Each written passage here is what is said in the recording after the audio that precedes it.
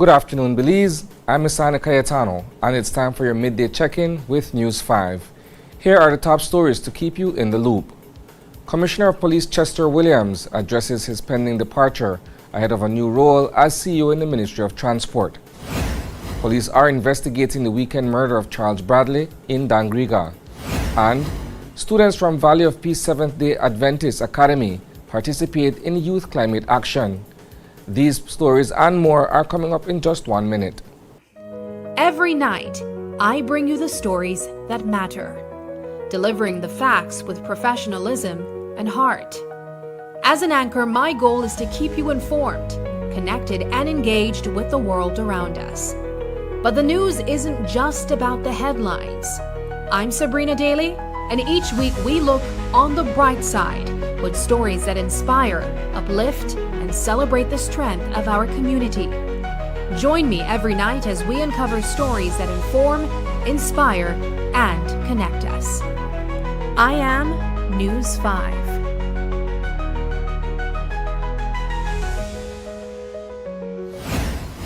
Welcome back.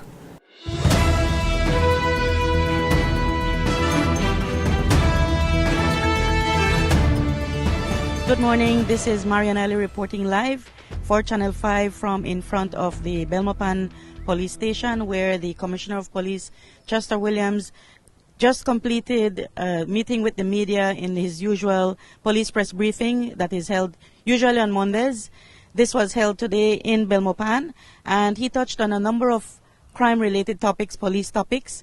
One of the topics he also touched on was one that was posed by the media, a question of his reported appointment as CEO. And from last week, we've been reporting that there is word that Commissioner Williams has been appointed as CEO at the Ministry of Transport. Well, today we got to pose that question to him, and he mentioned that the appointment has not yet been finalized, and he's hoping that by the end of this week that will be finalized, that appointment will be finalized.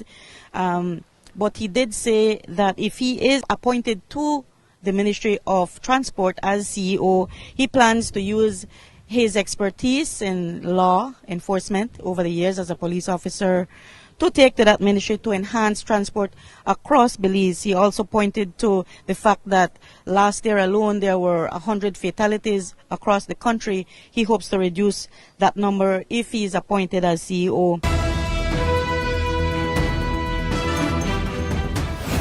Dangriga police are investigating the murder of Charles Bradley following a shooting incident on Sunday morning.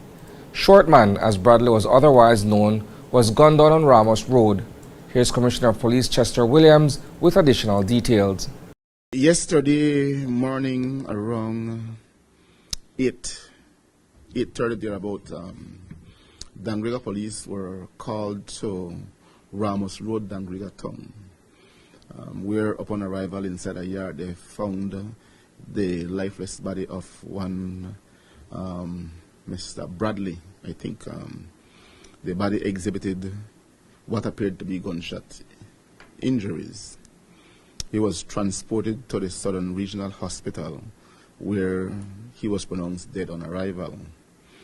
Police investigation so far reveals that Bradley was inside his yard when two men passed on a motorcycle, one of whom fired shots in his direction, and those shots were what caused his fatal injuries. At this time, police is looking for one individual. We have not been able to locate that person as yet. 18-year-old Shenyon Barrow, a fisherman from Belize City, has been charged with the murder of Floyd McFadzean. He's also facing charges for 2 counts of attempted murder, dangerous harm, grievous harm, and use of deadly means of harm. It's believed that in the early hours of Friday, March 21st, Barrow chased down a vehicle on Cemetery Road near Johnson Street and opened fire. 3 people were injured, including McFadzean, who was trapped inside the vehicle. Right now, students from the Valley of Peace Seventh-day Adventist Academy are busy with a Youth Climate Action bus stop painting competition in the village. For the past 2 weeks, these dedicated youths have been giving up their weekends and free time to create murals and anti-pollution messages on 3 bus stops. School Principal Justine Maivet says the competition is all about inspiring the youths to take charge of their future. We have been constantly trying to push and encourage students to let their ideas come to realization. So the kids were talking to us about the idea of doing a project here in the community, and we decided to try at art expression for youths. It's very powerful. It's a way to show different persons of the community that the students are feeling the various impacts of climate change and they are concerned about their future. So the name of the project is called Climate Action in Public Spaces, and there's a total of 3 different bus stops that each group of students from our school decided to adopt and focus on. I think that this project is very instrumental in showing collaboration and youths taking control of their future. One of the key partners in this initiative is the Belize Maya Forest Trust, led by Dr. Elma Kay. She emphasized how crucial it is to get the youth involved in activities like this. This is one of several initiatives, but in this particular case, we are looking at a project that is looking at empowering young voices for speaking up about climate change.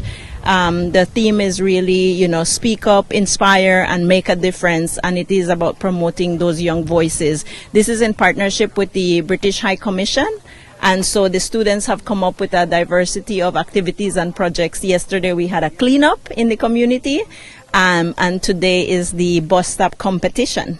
Okay, so prizes and all of that coming from you guys? That is correct, and actually the school chose to do experiential prizes rather than something material, give the students who win the competition trips to various places around the country to engage with nature and understand more about how nature is being impacted by climate change and what might be some of the things that they can do. The Belize Chamber of Commerce and Industry and the Belize Business Bureau have given their thumbs up for Kevin Herrera to continue serving as the business sector senator in the upper house. The BCCI and the BBB are thrilled to congratulate Senator Herrera on his endorsement for a second term as the business sector senator. They're confident he'll keep representing the private sector with integrity and excellence. Senator Herrera gratefully accepted the endorsement, expressing his heartfelt thanks for the ongoing trust the business community has placed on him. Belize's senior men's national football team faced a tough night, suffering an embarrassing defeat against Costa Rica in front of a packed FFB stadium. On Friday night, Team Belize went head-to-head with Costa Rica in a Gold Cup preliminary match. But Costa Rica dominated, scoring 7 goals, while Belize couldn't find the back of the net even once. That's what fans saw on the field, but behind-the-scenes issues played a big role in this loss. We heard from head coach Charles Slusher during the post-game press conference to get the full story. The results is expected if you don't play organized football, and you cannot play organized football if on the last moment before the game you had to find new players to be in a situation. Anybody know the game, and that's why I did everything that I can to have the core, my core players who know our playing style, who know the system, who can keep the ball. We played excellent football all the other games, not because of me, but because we had the quality of players to do it.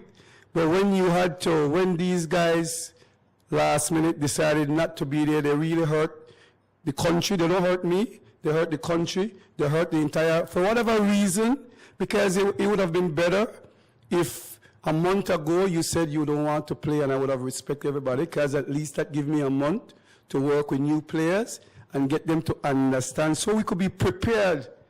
So again, I could hold up my head because I'm not a miracle worker, and that's why I could say categorically I am proud of all those guys out there. That's a wrap for the news at noon. But don't worry, there's plenty more coming your way at 6 p.m. We'll dive deeper into these stories and more.